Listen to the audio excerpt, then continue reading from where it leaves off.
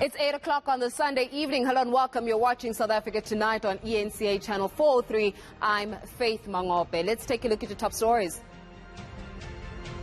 The IEC promises to deliver a free and fair election. They're asking you to do everything to keep everyone safe during this COVID-19 pandemic, including bringing your own pen if possible.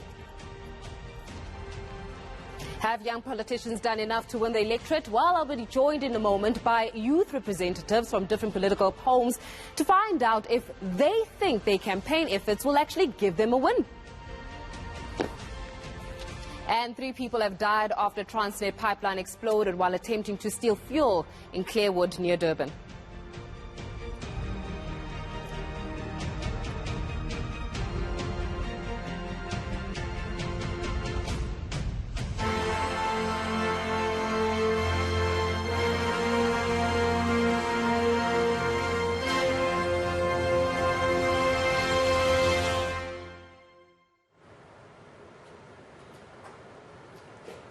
So have political parties done enough to sway voters or the masses into voting for them?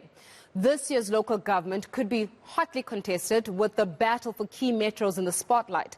Given the current political climate and the need by others to hold on to power, where will the country be in the next 10 years? When can we expect to see some of these new faces?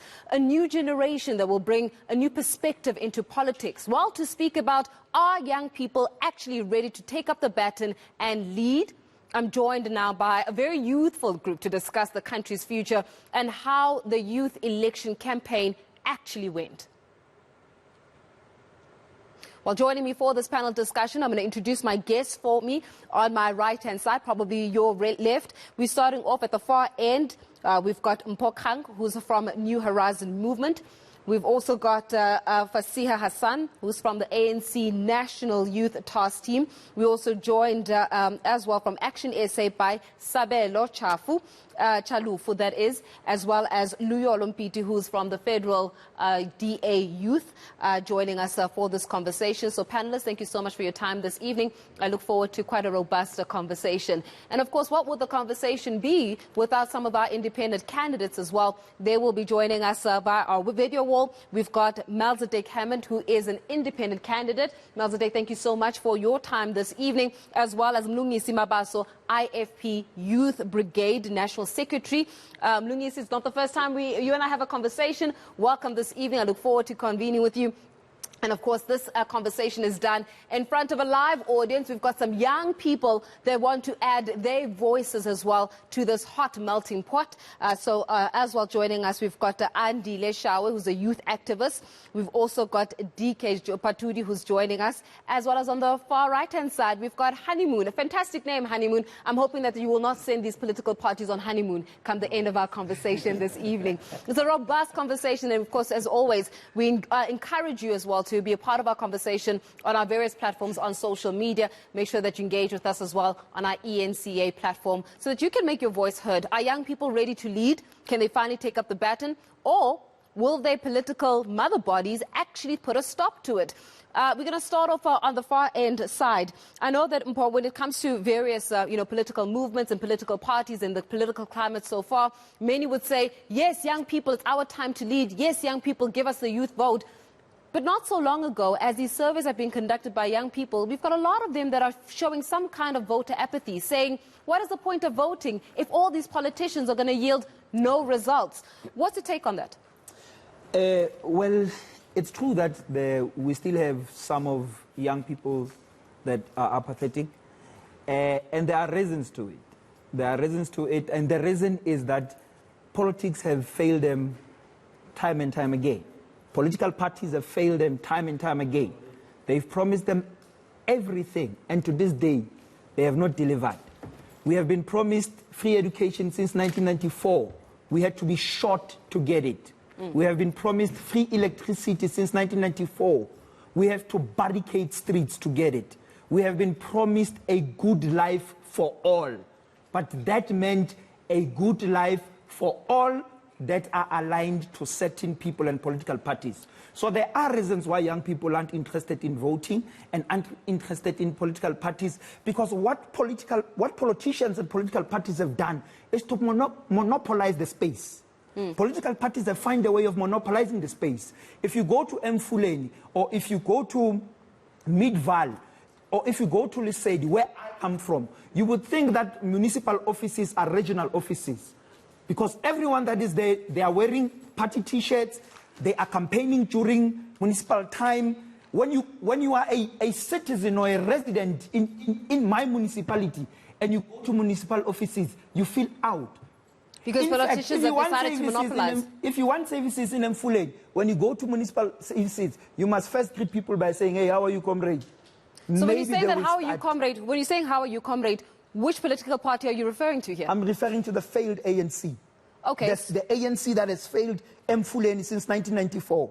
The Mfuleni is the only municipality in the whole of Gauteng that has a majority vote of ANC. No coalition, outright majority. But we are the worst in Gauteng, the third worst in South Africa. Because I think it's something that we should put on the table, and it's a very important discussion. Yes. Mfuleni, we acknowledge, has had a number of different problems, and as a result of it, the provincial government has intervened. It's a multi-pronged approach. The first approach is to ensure that service delivery isn't hindered. Money is coming in from both provincial and national, but the other most important thing is that an internal cleanup process is happening. The municipal manager and a number of key leaders in Mfuleni have been forced, well, they've been suspended, forget step aside, they've been suspended, and there's accountability measures happening. But of course, we acknowledge that there are a number of problems. As it is, provincial government has, I think, put in something like 20 million rand into road infrastructure, into waste management, but we're also focusing on actual service delivery in Mfuleni, because we'll be the first to say that that's where we need to intervene. But we acknowledge those things. It's not something we're going to run away from. But as the ANC, and as young people in the ANC, we're trying to ensure that we can close those gaps, especially when we identify them. And that's the key message of our renewal project. But then should those gaps have happened in the first place? It's one thing to come on board and say we're fixing it, but you're fixing a problem that you caused, in essence. Oh, but not you, your elders caused, right? And maybe that's why we should be having this conversation in the first place, is that are your elders actually doing enough to eradicate the wrong that was done, first of all, by apartheid, and then fix what needs to be broken? And so far, it looks as though your elders in the ANC are failing you, and maybe the likes of the new kids in the block, ActionSA, want to come on board and say, pick us, we'll fix it. But what do you guys bring to the party that is absolutely new, especially to like a young audience that is listening to you with great anticipation, I'm sure, of asking you various questions? You say you guys are the new kids, you are there. What are you saying? You're not into politics, you're not the politicians, you are more of the fixers. Can you really fix? Yes. Yes, we can. How so? First of all, I mean, good evening to yourself, fellow panelists, and the studio audience. Look, we are, in fact, the new kids on the block. That's a given fact. And some have referred to us as a small party, and we're not. We're a new party. That's what we are. And, you know, the fact is that as ActionSA, we didn't just mushroom out of nowhere. When our president, Mr. Herman Mashaba, was resigned as the mayor of the city of Joburg, people in the hundreds of thousands, you know, called out for him to start a party.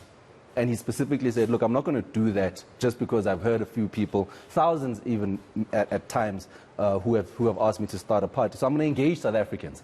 And that's what he did. For a good 3 months, engaged South Africans. And 33 million South Africans engaged us during the People's Dialogue and on our various platforms, on our social media, on our websites, and the like.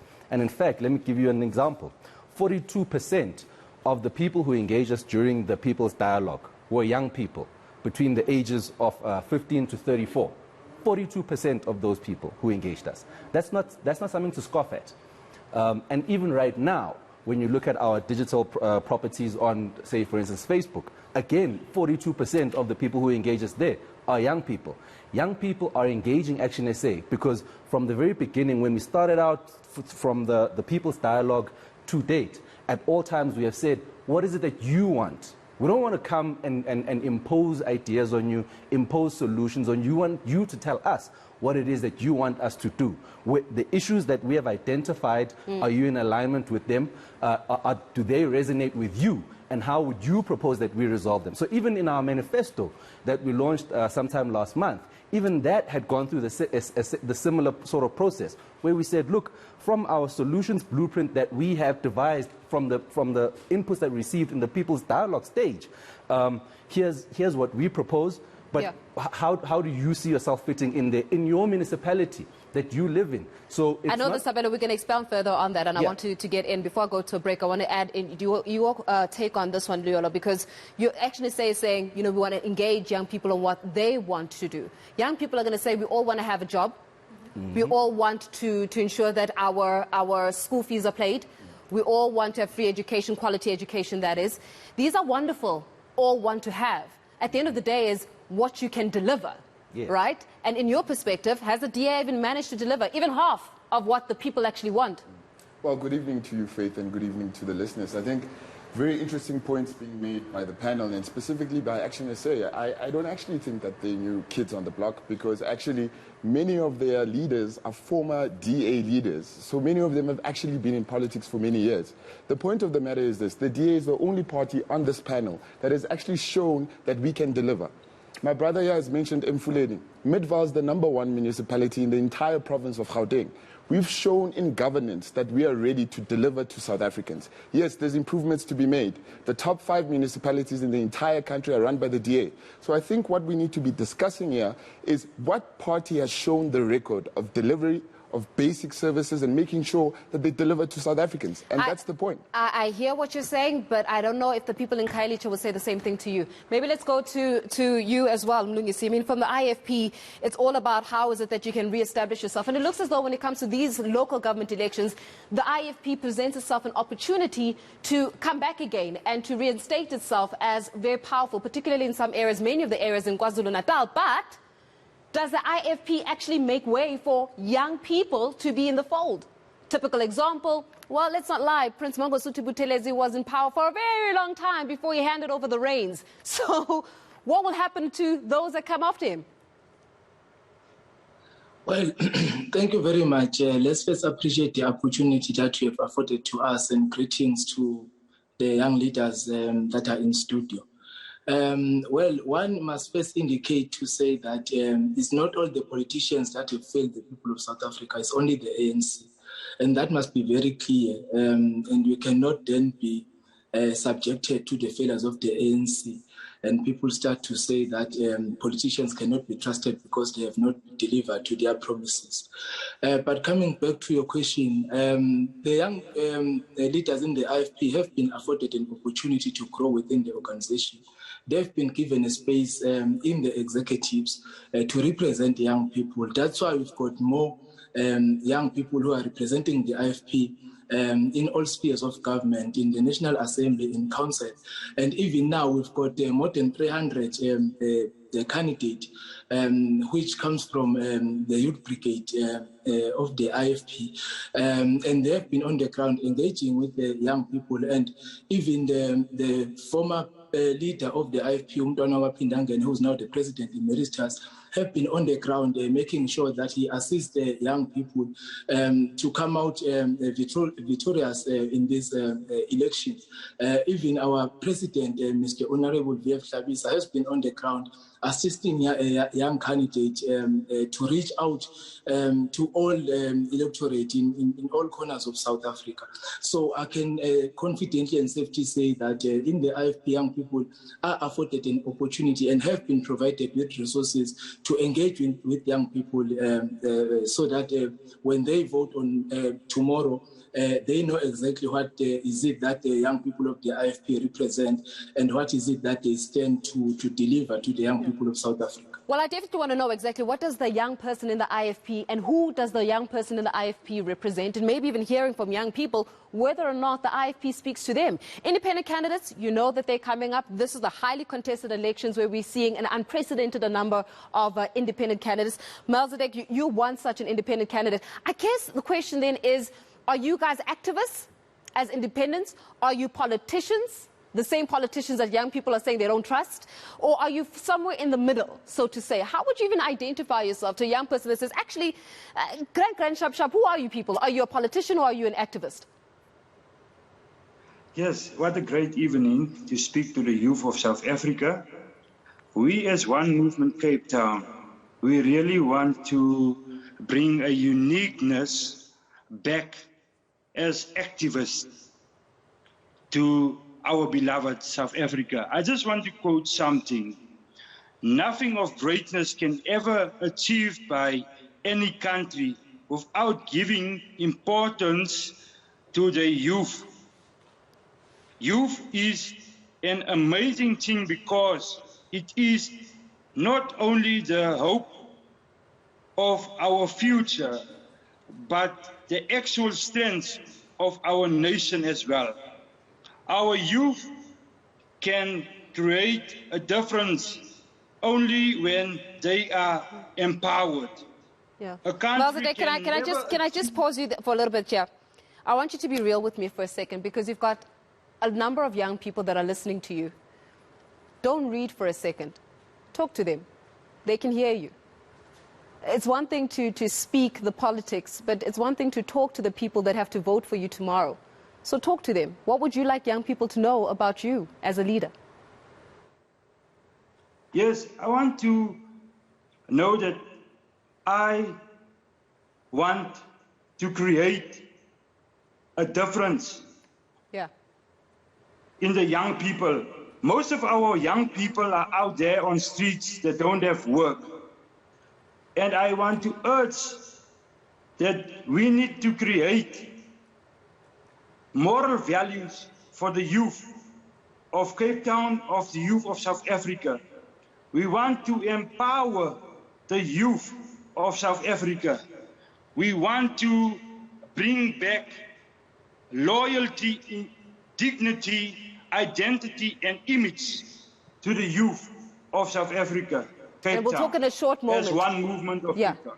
And we're going to talk a little bit about how exactly you intend on doing so, because it's one thing, of course, as you can understand, to have all these goals, manifestos, promises, but come the end of the day, are you able to deliver some of these promises? And most importantly, we've got a young audience that is listening to all of this. The question is, are they buying into it? That and more is still to come.